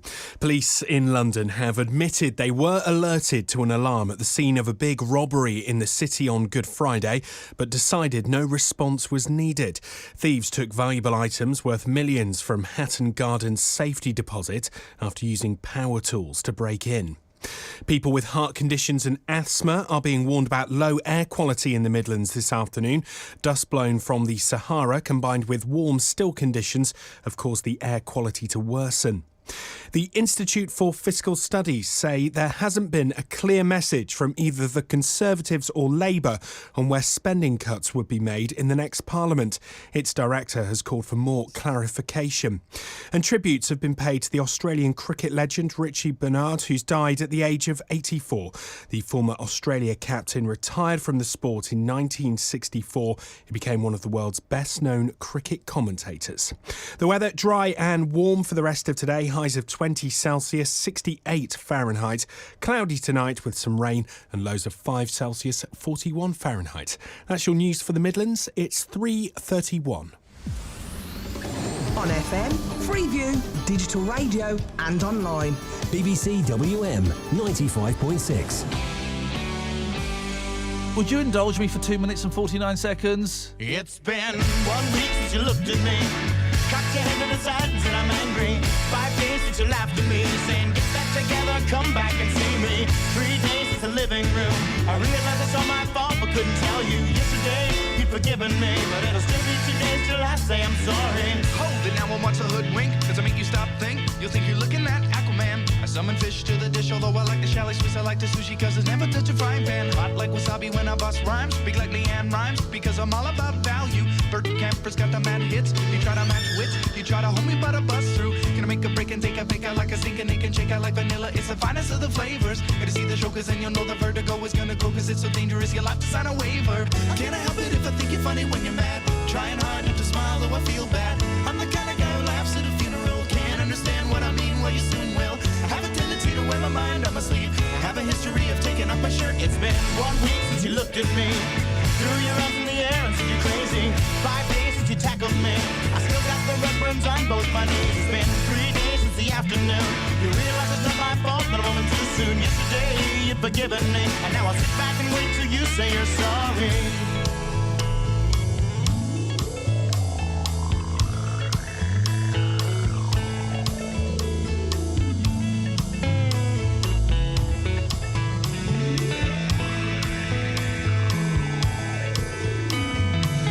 China, the Chinese chicken. You have a drumstick and your brain stops sticking. Watching X-Files with no lights on, with all our maisons. I hope the smoky man's in this one, like Harrison Ford. I'm getting frantic, like Stingham 10 trick, like Snickers guaranteed to satisfy. Like Kurosawa, I make mad films. Okay, I don't make films, but if I did, they'd have a samurai. Gonna get a set of better clubs, gonna find the kind with tiny nubs, so my irons are always flying off the backswing. Gonna get into my Sailor Moon, cause that cartoonist got the boom anime babes that make me think the wrong thing. How can I help it if I think you're funny when you're mad? Trying hard not to smile, though I feel bad. I'm the kind of guy who laughs at a funeral. Can't understand what I mean, you soon will. I have a tendency to wear my mind on my sleeve. I have a history of losing my shirt. It's been 1 week since you looked at me.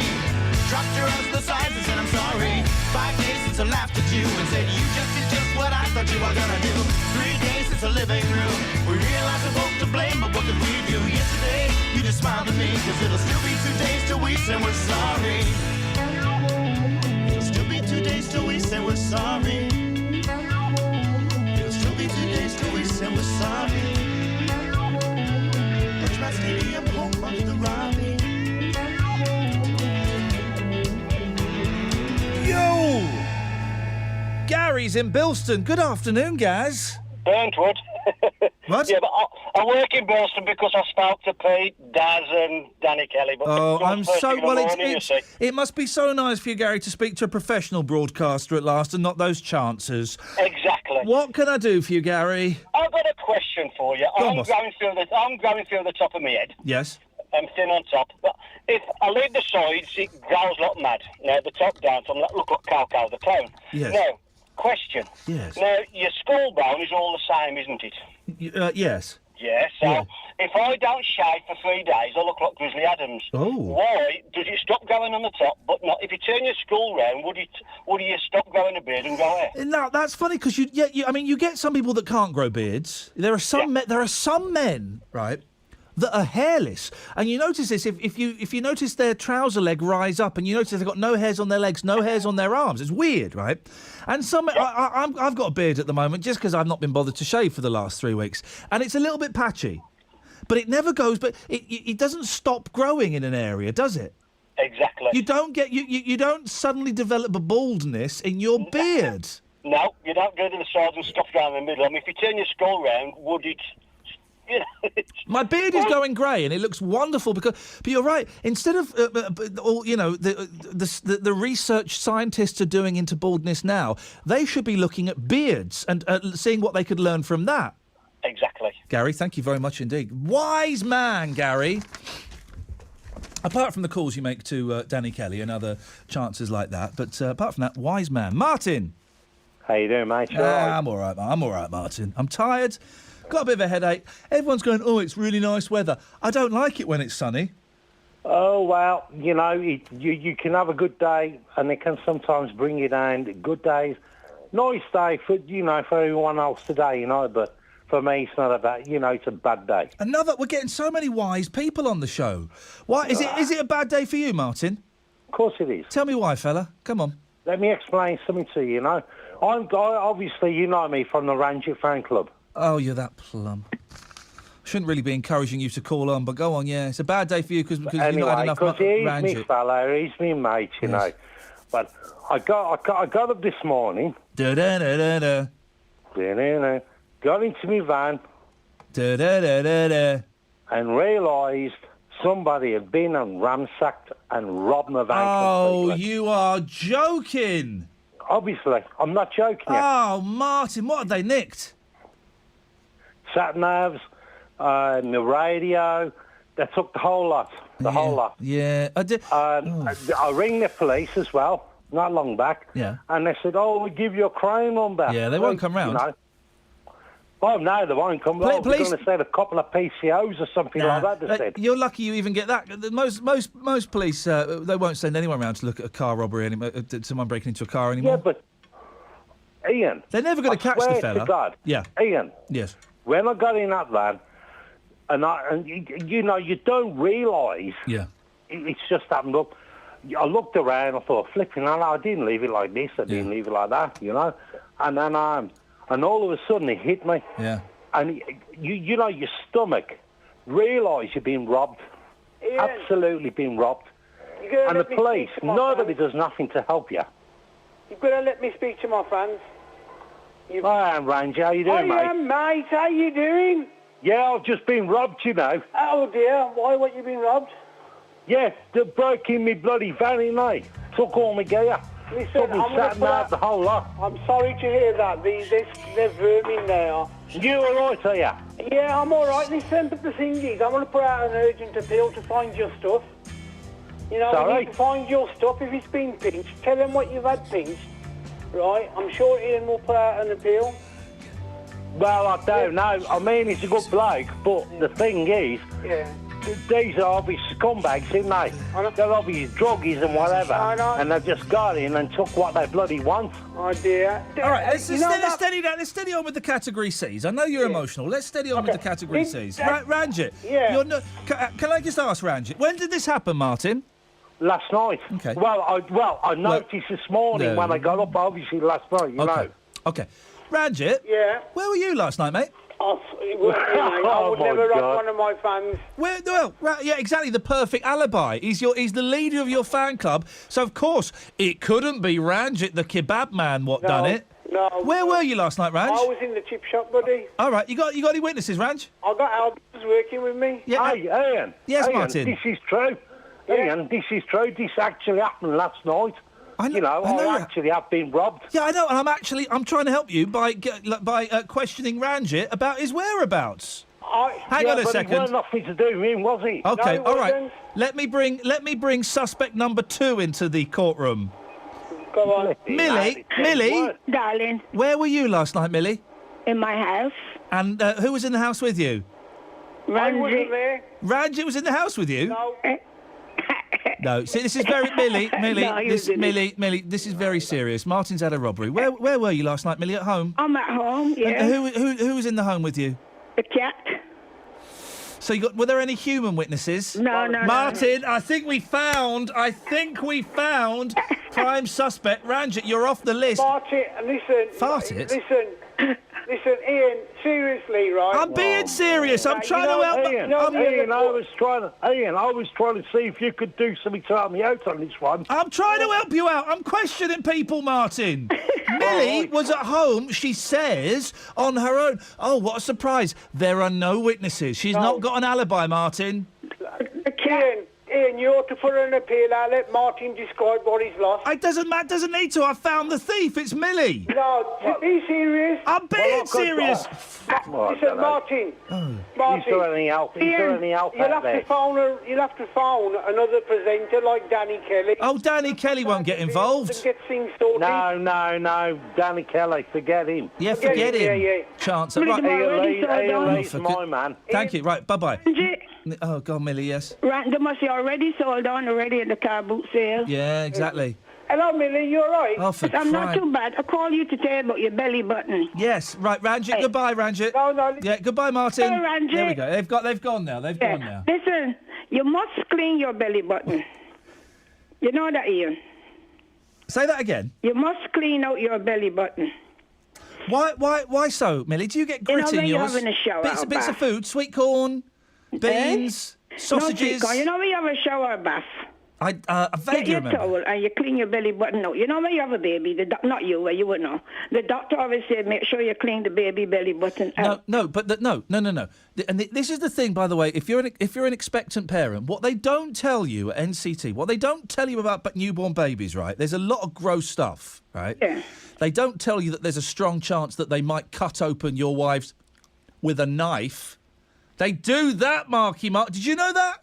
And take the baby out. What is it? An episiotomy? Is that what they call it? They cut. Yeah, enough already. Okay. Open. Thank you. We get the your message. wife's. Yes, thank you. Yeah. With a knife, a sharp knife. And also, what they don't tell you. That's how you're having a cesarean. No. I'm not talking about the stomach, Millie. I'm talking about lower down. What's it about further down? Oh, well, if you get split, the doctor will have to cut you if the baby head is too big. Lady. If you can't get the shoulders out. Yes, exactly. If they can't get the If they shoulders have out, they will cut your wife's... Yeah. But what they also don't tell you is for the first 10 days... Yeah. The baby doesn't have a belly button. No, not yet. It has a horrible, manky bit of meat... Yeah. That is clipped on and gradually turns black and then falls off. Because the cord, that thing was feeding, it feed through that from us. It is disgusting. The first time I saw that, I recoiled. Is it? It is disgusting. Don't you clean your belly button out then? No, I'm still talking about the baby's bit that You're drops still off. on with the baby. And the worst thing is, Millie, is when the bit drops off and you can't find it. It could be anywhere in the house. It was in my bowl of cornflakes with the first boy. Put a little plank on it. What? They put a little white thing on it and it goes on it so you can't lose it. Yes. Hang on a minute, Martin. Yeah. What do you want to say, Martin? Why did you cut me off? Oh, flipping heck! He's back now. Right, right. What do you? Because I thought we'd finished, Martin. Trying to find it. No, we hadn't finished. We hadn't finished talking. He never said what he as lost. well, you do What the was same it to you me lost? like you do to What did Randy, it rob don't you you? of? Right, both of you, shut up. Right, Millie, hang on a minute. Let me see if I can finish Martin off. Martin. You do the same to me like you do to Randy. What? Okay, we can. I know. Oh, flipping it! Now look what's going on. Oh, Ranjit. Yeah, what are you cutting us off for? Because we've definitely finished with you, Ranj. No, okay, bye. Bye, thank you. Right. No, bring him back. No, bring him back. Oh, he's gone. Martin. Oh, why have you done that, mate? Oh, you're driving me nuts. Martin, I'm talking to Fruitcake Millie. Yeah. I asked you for some advice, and Randy actually gives some good advice on his radio station. What was Ranjit's... And what do? You just shut people off. What was his advice, Martin? Well, I couldn't have a chance to hear it because you cut us off. He got lost. Right, Millie, please. Yes, Millie, you're making things worse. No. Yes, you are. Millie, can you hear me? Lloyd? Millie, can you hear me, can you? Yes, I can. Right then. Now, was you wanting to listen to Randy, see what he had to say? No, did you? Ranjit is gone. Right. Oh, right. Randy's gone, right then. So it's now me and Millie. Did you report your stuff stolen to the cops? Yeah, well, what's the point? They don't do anything. Well, they can't do anything. Can I just say, guys, we've got a new boss here at BBC WM. I She know is you listening do. to every show in great detail, right? And let's be honest, no one's sure if their job is safe or not, and you are ruining my chances. You're all right. You're the best presenter, Gavin. You're all right. Ranjit, would you You'll please... make a million, Right, you'll be saying. Ranjit, go away. I can hijack the show. No, you can't. You've gone. Right, Martin, what do you want?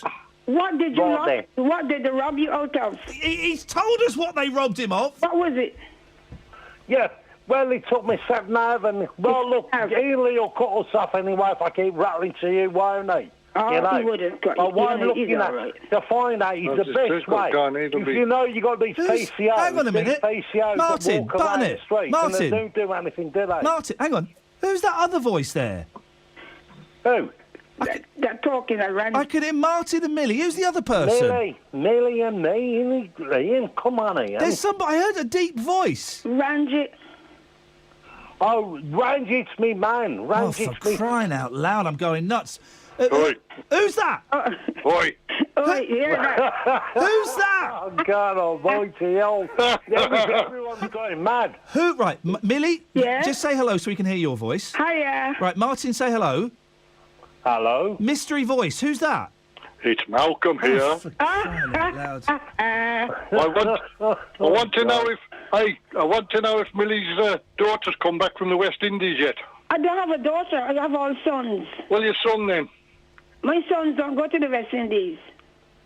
Who Yeah, he man. did? He went to the Jamaica, wasn't it? It was a cousin. It was your cousin, wasn't it, Millie? And she died. My cousin, she died. She buried in Barbados. So she won't be coming back, Malcolm. She's there pretty They much never brought forever. her I body don't back. forget, she's American, by the way. She's American descent. Uh-huh. Guys, goodbye. Afternoons with Sonny and Shay. We're so excited to be celebrating Vaisakhi here on BBC WM 95.6. It is the beginning of the Sikh New Year, so there's going to be lots of fun on Tuesday from 2 with Sonny and I. We're going to be outside and I might even cook. There's going to be colour, there's going to be dance. And hopefully lots of food too. There'll be Bhangra dancing. All you need to do is pop down to Smethwick Gurdwara on Tuesday from 2. We look forward to seeing you then, and a very happy Vaisakhi. Afternoons with Sonny and Shay. Weekdays from 2. On BBC WM 95.6. 03453. I can only apologise. I mean, everyone's trying to be on their best behaviour to ensure that they have a job and can feed their children. I've got 6. Let's pretend the last 15 minutes never happened, shall we? Okay. 03453 009956. Last 12 minutes of the show before Paul Franks comes on. I will maybe talk to you after this, the Eurythmics.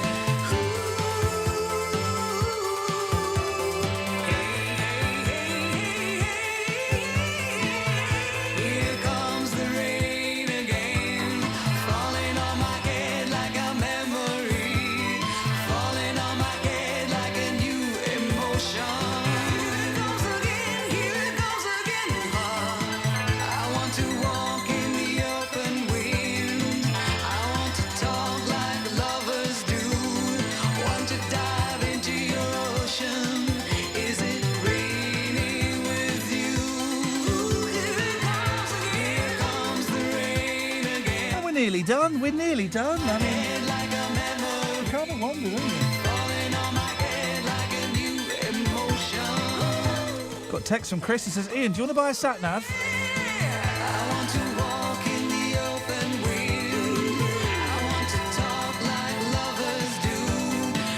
I totally forgot. This was going to be what the show... The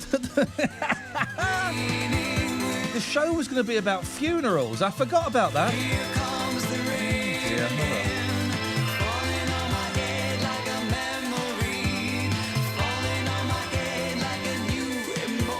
We're going to be talking about funerals. Well, give me a minute. Dave's on the line. Afternoon, David.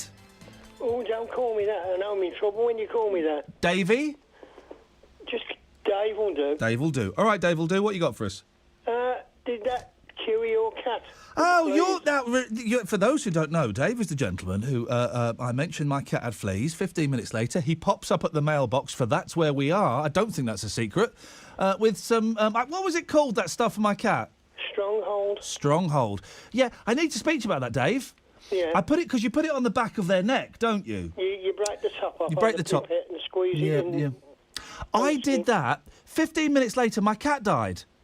No. Yeah.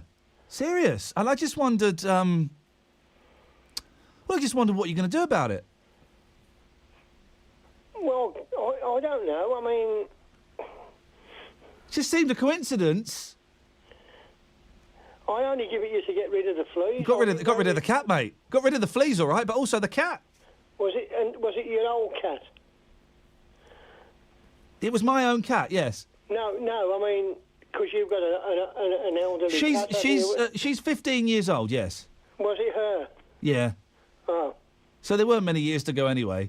I'm sorry about that. Dave, I'm teasing you. Of course I think. No, it worked perfectly. Thank you. Don't do that to me. I mean, it's only been 6 weeks since I lost mine. I know, Dave, and I shouldn't bully you. No, you're very, very kind, and it did the job, and Velvet has stopped scratching. More importantly, she stopped leaving fleas on my bed. That's pretty good stuff, Daddy. Yeah, I mean, it normally acts straight away. Yeah, it is pretty. It's pretty. I'm sorry for it. You're a good sport, Dave. Thank you very much for dropping that in. It's much appreciated. Well, that's what we're there for. At the end of the day. You're a good lad, Dave, and you're very, very kind. Thank you very much indeed. That was very naughty of me. That was very naughty. Put that in the trail. There's your trail, dear listener. So. This is what the show... I've done this a lot on... By the way, tomorrow, 10... what time? Yeah, 10 till 12. Me and Marky Mark will be back. So, this is what the show was meant to be, and I've completely forgotten. I've just looked at my list of tings, and... hey, did you see the clip of Barack Obama when he went... I think it was Jamaica. Have you seen that? He's in Jamaica. No, he went of his own accord. And he's doing a speech, right? He's got a proper speech. He's got the podium... The seal of President of the United States is surrounded by politicians and people. And he starts it off. Wagwan, Jamaica. Have you seen that? Honestly, it's brilliant. It's brilliant. It's Barack Obama giving us... I think it's Jamaica. Starts it off. It's all serious. He stands there. Wagwan, Jamaica. It's excellent. Well done you, Barack Obama. You may not have got rid of Guantanamo Bay like you promised you would. But well done you for saying Wagwan, Jamaica. Thunderbirds were go at a funeral when mourners were asked to... I don't get Thunderbirds. I didn't get Thunderbirds Classic, and I certainly don't get the new Thunderbirds. It's a cartoon. They made a Thunderbirds film, didn't they, about 10 years ago that was a flop. I don't get the Jerry Anderson stuff.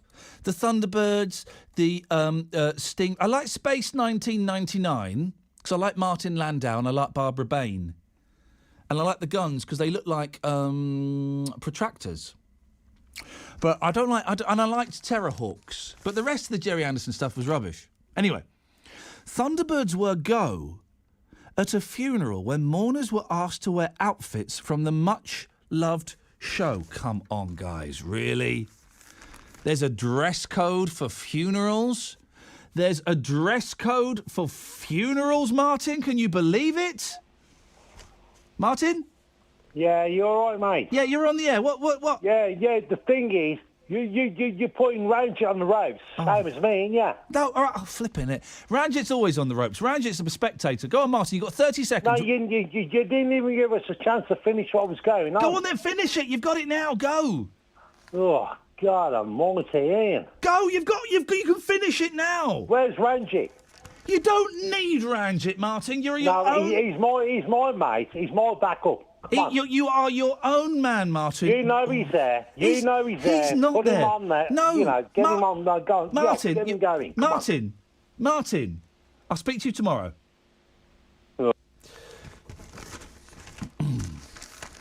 Can't wait till next Friday's show. No regulars, new callers only. Oh, I'm up for it, boy. I'm up for it. The request for people to dress as Virgil Tracy and his family was one of several strange demands made to... Hang on a second. Martin, what do you want? What I'm going to say, do you know what the old lady said when she peed on the fire? Oh, I really don't want to know. Honestly, Martin, I honestly have no desire to know. Another service was carried out entirely in song. I like that.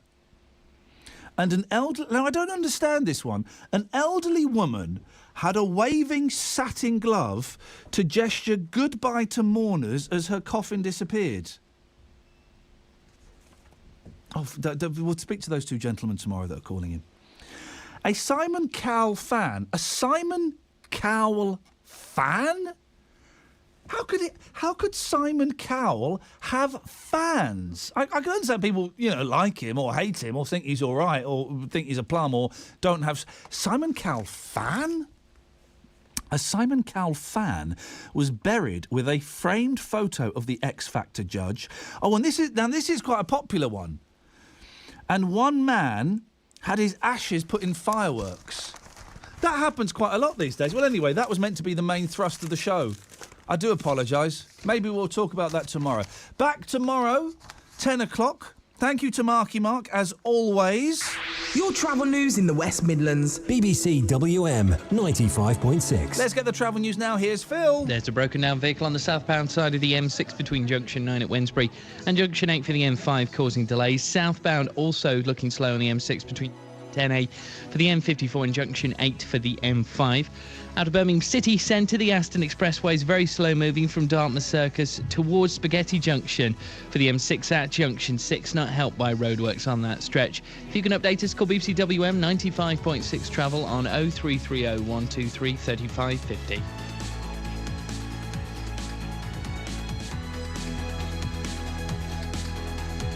On FM. Freeview, digital radio, and online.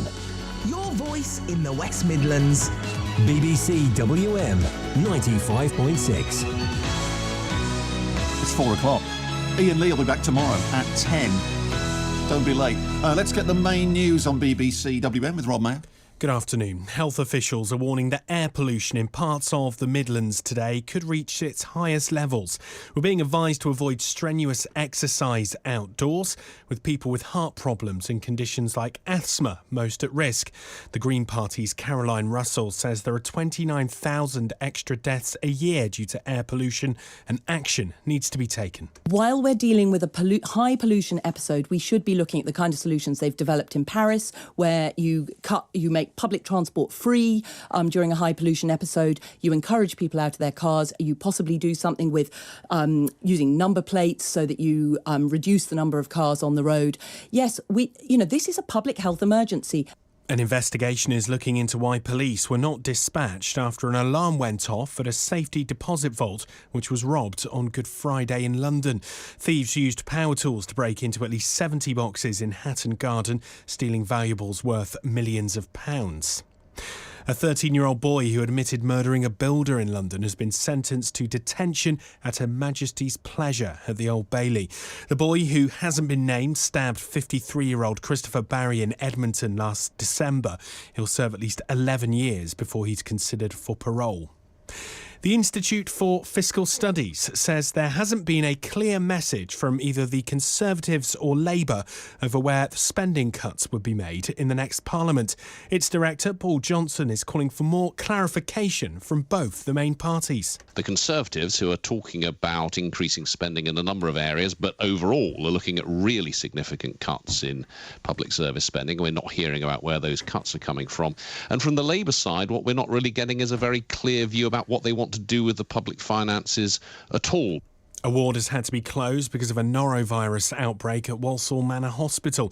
Anyone planning to visit a relative at the hospital is being asked to stay away if they've experienced sickness or diarrhoea in the previous 3 days. And the budget